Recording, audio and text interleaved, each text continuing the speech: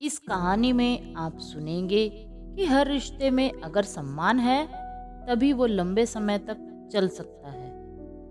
ठोकरें लगना अच्छी बात है, लेकिन अगर ठोकरों से शरीर ज्यादा चोटिल हो जाए तो सबक लेकर आगे बढ़ना भी जरूरी हो जाता है।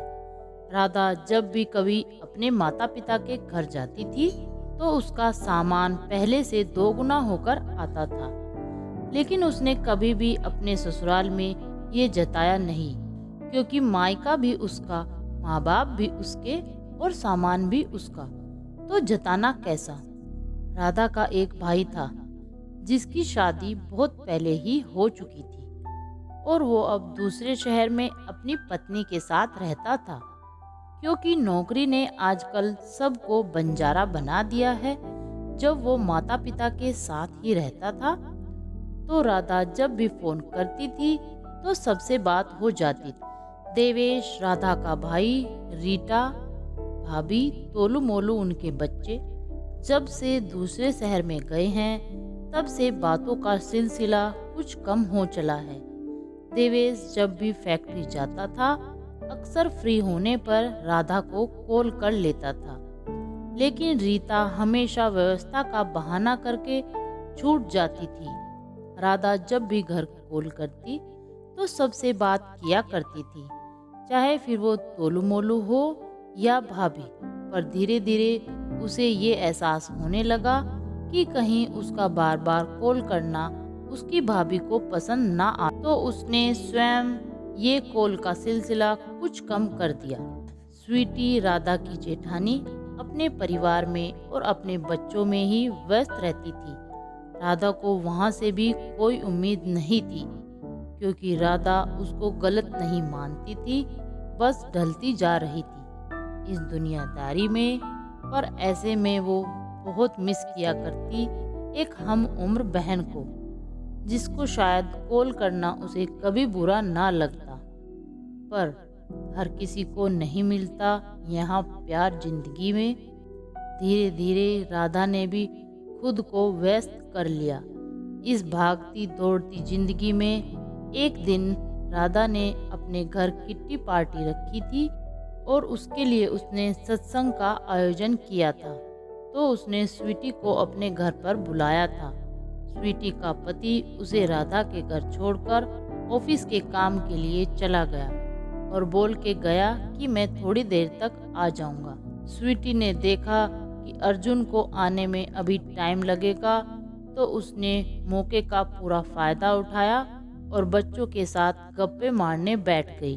राधा जो काम कहती वो स्वीटी कर देती और फिर आकर बैठ जाती, तो साफ पता चल रहा था कि वो जो भी काम कर रही है मजबूरी में कर रही है।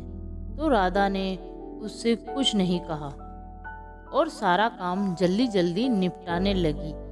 सत्संग शुरू हुआ, औरतें आने लगी और थोड़ी देर में अर्जुन भी आ गया, तो स्वीटी ने उसे देखते ही काम करना शुरू कर दिया और औरतों के बीच कानाफूसी भी शुरू हो गई कि राधा की मौज है, उसे स्वीटी का सहारा मिल जाता है, हमें तो सब कुछ अकेले ही करना पड़ता है। ये सब बातें राधा के कानों में पड़ी तो उसे बहुत बुरा लगा, क्योंकि सारा काम उसने खुद ही किया था। पर उसने इस बात पर चुप रहना ठीक समझा। कुछ दिनों बाद राधा की भाभी का जन्मदिन था, तो राधा ने उसे बहुत अच्छे से मुबारकबाद दी और उसके दूसरे शहर में होने के बावजूद उसके लिए अच्छा सा तोहफा लेकर गई। लेकिन उस दिन उसकी भाभी ने उसे बहुत अच्छे से बात नहीं की, तो उसे लगा कि शायद किसी बात से उनका मूड ठीक नहीं होगा।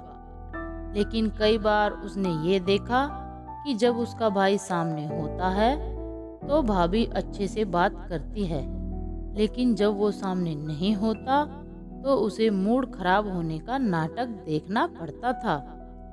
राधा एक दिन बहुत उदास बैठी थी, तभी उसकी सहेली आ गई, तो राधा ने उसका स्वागत किया और उसके लिए चाय बनाकर सब कुछ नॉर्मल दिखाने लगी।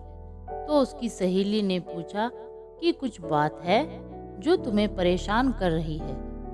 तब राधा ने उसे सारी बात बताई उसकी सारी बातें सुनने के बाद सनाया ने कहा, देखो राधा, सम्मान हर रिश्ते में होना चाहिए, फिर चाहे वो छोटा हो या बड़ा। और अगर सामने वाले को आपका सम्मान करना नहीं आता तो आप भी एक कदम पीछे हटाकर उसे ये एहसास दिलवा देना चाहिए। अब राधा को समझ आ गया था कि उसे क्या करना है। अगले दिन स्वीटी के बेटे का बर्थडे था तो राधा वहां गई और ये बोलकर बैठ गई कि उसकी तबीयत ठीक नहीं है और चक्कर आ रहे हैं, बस भैया के जिद करने पर आई हूँ। स्वीटी ने जो काम राधा के हिस्से के लिए छोड़े हुए थे वो उसे खुद करने पड़े। ऐसे में उसका चेहरा उतर गया और जैसे ही उनके सास ससुर आए तो राधा बोली, मुझे अब थोड़ा अच्छा लग रहा है, मुझे बताओ ना क्या काम करना है। ऐसे में उसकी सास ने कहा, हमारी राधा बिना तबीयत की परवाह किए हमेशा दूसरों के बारे में सोचती है। तो स्वीटी के कानों में भी ये बात पड़ी और उसे बुरा लगा। लेकिन राधा को शनाया की बातों का असर होते दिख रहा था।